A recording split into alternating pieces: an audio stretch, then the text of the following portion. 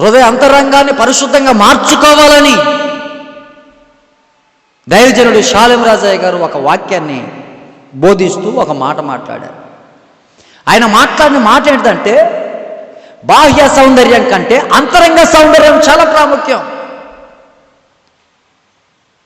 స్త్రీల గురించి ప్రస్తావిస్తూ, నీ బాహ్య సౌందర్యం కాదు ముఖ్యం, నీ అంతరంగం చాలా ముఖ్యం. అది అందంగా ఉండాలి, అది అలంకరించబడాలి, అది మృదువుగా ఉండాలి, అది పరిమళ వాసనగా మార్చబడాలి, అది ఎంతో ఆశీర్వాదకరంగా ఉండాలి, అది ఇతరులకు దీవెనకరంగా ఉండాలి, అది పవిత్రమైనదిగా ఉండాలి, అది శుద్ధి కలిగిందిగా ఉండాలి అని ఈ విషయం గురించి ఆయన ప్రస్తావిస్తూ మాట్లాడుతూ, చర్చి బయట ఒకడు మల్లెపూల కొట్టు పెట్టుకున్నాట, గంప.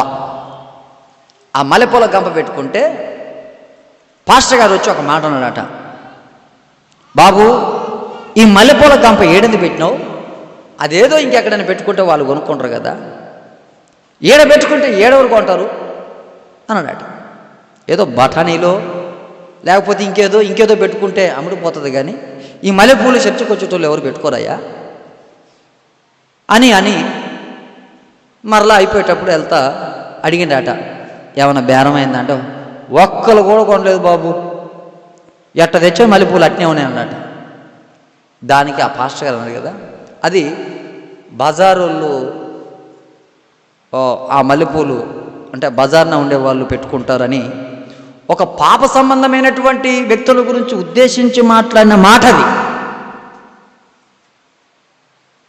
అందరూ పెట్టుకుంటారు అందరు అన్న మాట కదా అది ఎవరినో పాప సంబంధమైన వారి గురించి పెట్టుకుంటారు. అంటే హృదయంలోన అంతరంగంలోన పరిశుద్ధతను హెచ్చింపు చేయటానికి ఈ పదాన్ని వాడితే దాన్ని రచ్చ చేసి ఈ మాట అంటాడా, ఆ మాట అంటాడా. ఆయన అన్న ఉద్దేశం వేరు, ఆయన చెప్పిన ఉద్దేశం వేరు. ఆయన అంతరంగంలో హృదయ శుద్ధి అధికంగా ఉండాలి, మీరు పూలకిచ్చే విలువ హృదయానికి ఎందుకు ఇవ్వట్లేదు,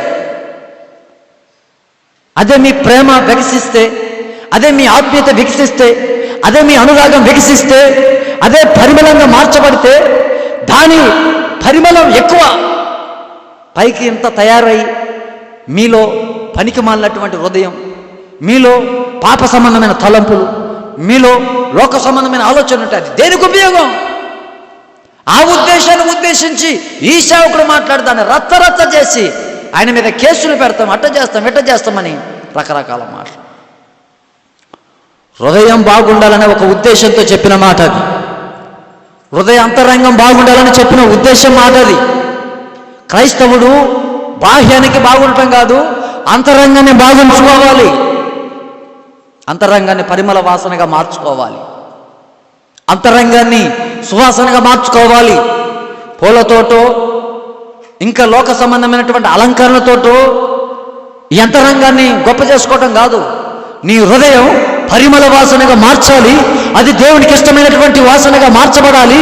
ఈ పరిమళం ఇతరులను దేవుని వైపు తిప్పాలి. నీ హృదయంలో ఉన్న మాటను బట్టి నీ దగ్గరికి సమూహంగా తరలి రావాలి. ఒక ఆత్మ సంబంధమైన పరిమళ వాసన రావాలని సేవకుడు చెప్పినటువంటి ఉపదేశం అది. దాన్ని తప్పుగా తీసి చూడండి ఎంత దుర్మార్గంగా చాలామంది మాట్లాడుతున్నారు. అదే వేరే ఒక గుంపు వారిని ఉద్దేశించి మాట్లాడిన మాట